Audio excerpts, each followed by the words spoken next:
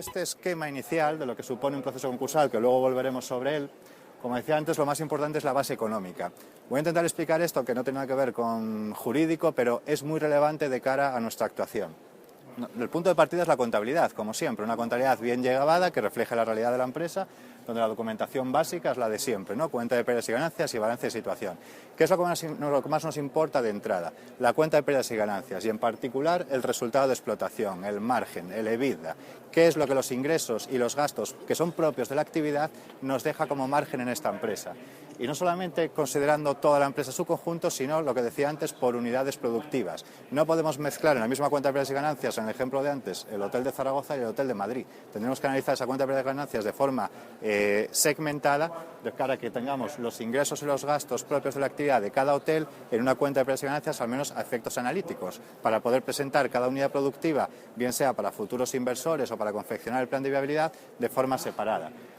En resumidas cuentas, en una cuenta de pérdidas y ganancias lo que vamos a encontrar son los ingresos propios de la actividad, la facturación durante el periodo que queramos analizar, los últimos años o por trimestres, en función de cómo sea la actividad, y los gastos, lo más interesante es representarlos para estos efectos porcentualmente. ¿Qué representa cada una de las partidas de nuestros gastos?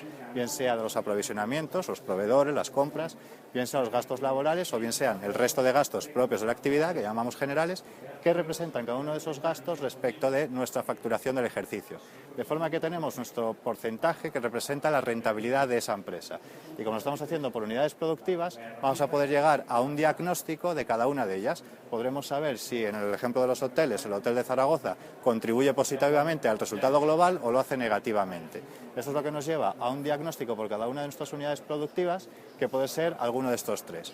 ¿Que estamos en un escenario de rentabilidad positiva? Pues bien, tendremos identificado que en nuestra empresa, nuestro negocio es rentable, nuestro negocio está aportando beneficio, pero quizás está ahogado por las deudas.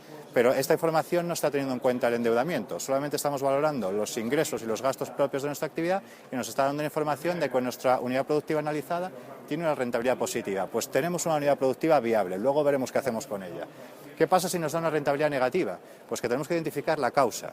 Si esa rentabilidad negativa tiene una causa que podemos superar porque se puede hacer algún tipo de medida que económicamente convierta la unidad productiva en unidad productiva rentable, estaremos ante una rentabilidad negativa coyuntural y que lo único que exige es que realicemos ajustes. Luego veremos qué tipo de ajustes se pueden hacer. Pero si la rentabilidad negativa obedece a una causa estructural, lo mejor es el abandono. Esa unidad productiva tiene que ser abandonada porque está lastrando las cuentas de la compañía. Y si solamente tenemos una unidad productiva y la rentabilidad es negativa, estoy en el caso que comentaba el compañero de la ponencia anterior. Es mejor cerrar, porque los números no nos están engañando, nos están diciendo que esa empresa tiene rentabilidad negativa y que además la causa es estructural. La solución ahí es el abandono. Pero ¿qué pasa si estamos en la rentabilidad negativa coyuntural y se pueden hacer ajustes? Pues que habrá dos tipos de ajustes. Los ajustes que sean puramente económicos, que tienen que ver más con gestión empresarial. Nosotros, por ejemplo, colaboramos con distintas empresas que están más vinculadas al management, a la gestión. Por ejemplo, en el caso hotelero que os decía, tenemos unos colaboradores que son especialistas en gestión hotelera. Pues para el caso de esta unidad productiva de un hotel que tenga una rentabilidad negativa o que no es suficientemente atractiva de cara a potenciales inversores, pues estas personas sí tienen capacidad de, a través de un análisis ya desde un punto de vista de gestión de ese hotel, de mejorar los costes de aprovisionamientos, por ejemplo, o los costes generales, siempre buscando la optimización o una mejor política de compras para hacer que esos costes sean inferiores en esa unidad productiva y podamos llevarla de una rentabilidad negativa coyuntural a una rentabilidad positiva.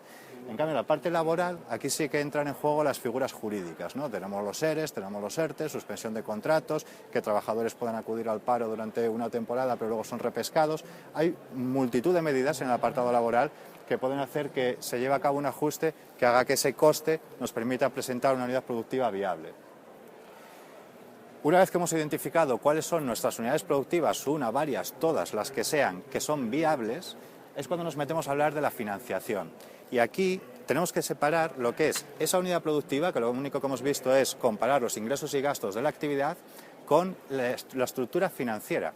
Cuál es la financiación que tiene la empresa y cómo ese endeudamiento ajeno, cómo esos intereses de la deuda van comiendo los resultados positivos de nuestra unidad productiva. Entonces, ahí hablamos del resultado financiero puro y duro. Las empresas normalmente, salvo que tengan una política financiera muy activa, en la que tienen ingresos financieros porque tengan otras participadas o porque tengan acciones en bolsa, por lo que sea, lo normal es que siempre tengan gastos financieros y prácticamente ningún ingreso financiero. En ese escenario el resultado financiero siempre va a ser negativo y no pasa nada. Lo relevante es saber que ese resultado financiero financiero no se va a comer mi resultado de explotación positivo, el que se deduce de ese análisis que hemos hecho de unidades productivas viables, de forma que podamos presentar una sociedad, nuestra sociedad mercantil, nuestra SL, nuestra SA, con un resultado final positivo. O sea que mis unidades productivas viables, a pesar de tener que abonar los intereses propios de la deuda, siga siendo viable.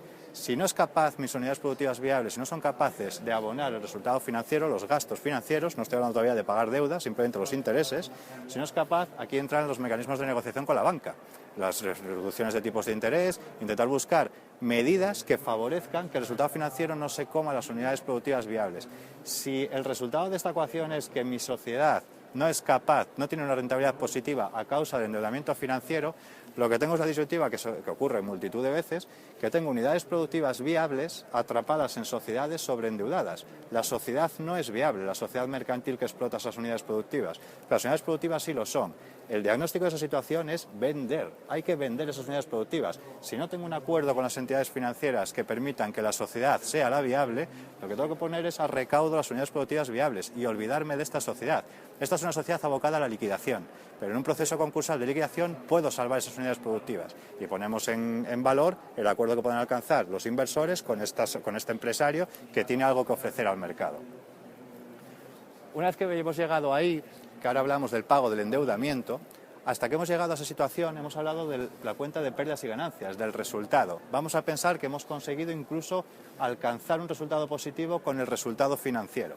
Por tanto, tengo capacidad de salvar la sociedad. Aquí es la sociedad la que es viable con todo lo que hemos ido hablando.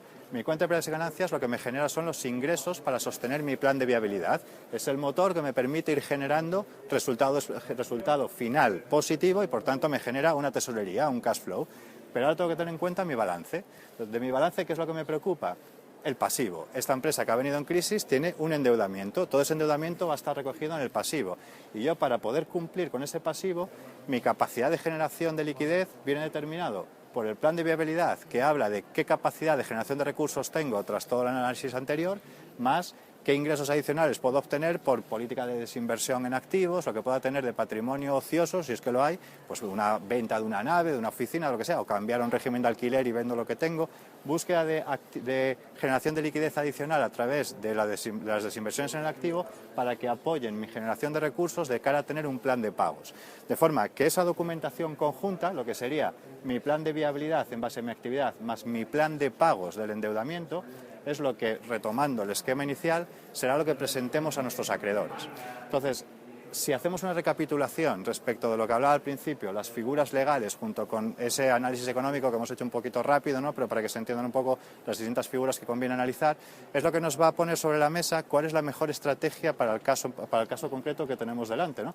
Si lo que más nos interesa es, bueno, tenemos una sociedad que es viable porque tenemos unidades productivas viables, es capaz con un plan de viabilidad de atender no solamente los intereses de la deuda, sino también todo el endeudamiento contraído, pero con un plan de pagos el que sea, el que mi plan de viabilidad diga. Los acreedores no son los que me van a decir cómo les tengo que pagar, son los números de la empresa los que me dicen cómo les puedo pagar. Lo que sí son los acreedores son soberanos de su deuda y ellos son los que tienen derecho a decidir si aceptan o no el plan que les voy a proponer. Y luego pues podrá haber matices de decir, oye, ¿por qué no haces una política más ajustada en laboral, lo que sea? Pero eso tiene que partir de que el plan de viabilidad lo soporte.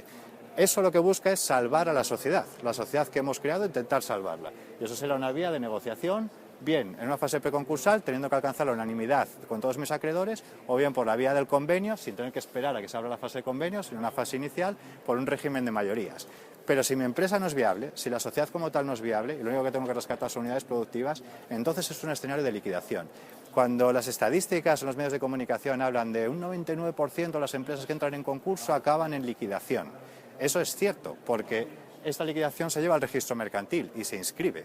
Ahora, os garantizo que un porcentaje altísimo de las empresas en concurso que acaban en liquidación siguen funcionando. Y no es un seguir funcionando de forma ilegal, es que se ha ido por el cauce legal, que es transmitir lo que vale. Para eso es un proceso concursal. Entonces, este es el mecanismo por el que se salvan empresas que están sobreendeudadas pero que tienen algo que ofrecer.